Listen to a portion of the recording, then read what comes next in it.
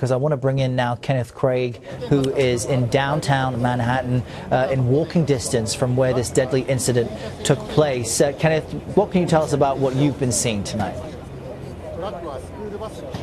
Well, within the last half hour or so, we've been able to move much closer to the scene itself, which is just about a block from where I'm standing. I'll take a step out so that you can see this for yourself.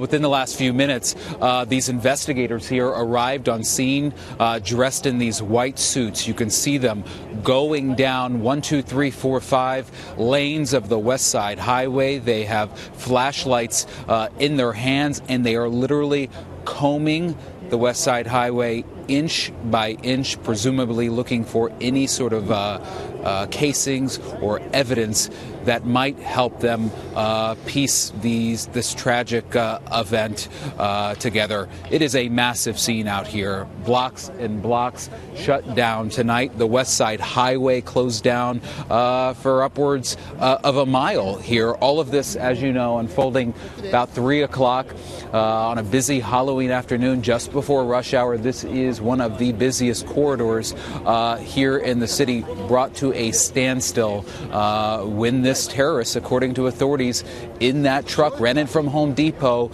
made his way off the West Side Highway and into that bike path, killing 8 people, injuring 11 others during what was nothing short of a horrifying series of events, Errol. Yeah, and Kenneth, beyond families who have been out with their children, all of this took place close to a few schools. You also have older people who were just out to enjoy Halloween festivities in this part of the city. Considering the suspect drove almost a mile along this bike route as he was really mowing people down, do we have any sense from officials there as to when things might open up again? Considering they're going step by step, I would imagine it will be quite some time.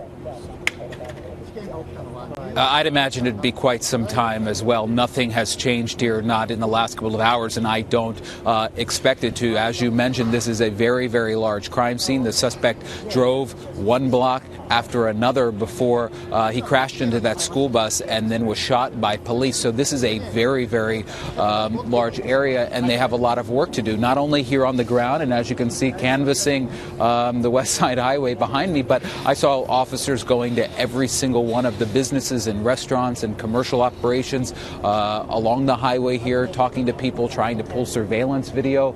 This is one of the busiest areas in the city. Just on the other side of the camera here is the base of the World Trade Center. We've got Battery Park to the left. As you mentioned, the schools, a lot of tourists down here, a lot of business, a lot of people working, coming to and from work and getting ready to leave for the day. I saw some pretty horrifying video from an eyewitness, a student who was at Stuyvesant High School when this all unfolded, and she was taking some video, or he, outside of one of the windows, and you just saw one bike after another mangled in a way that the witness said they had never seen a bike before and could have never imagined that a bike could be mangled into, and then one body after another. Just absolutely horrifying. So yes, authorities have a lot of work to do down here, and I'd imagine it's going to be some time before things reopen down here, but they've got to do it quickly because this is such a busy area here in New York City. Yeah, just horrific and terrifying for those parents who are waiting for their kids to get out of school, not knowing what had happened to them as well. Kenneth Craig covering this for us there in Lower Manhattan. Thank you very much. Back here with Lou Palumbo, who's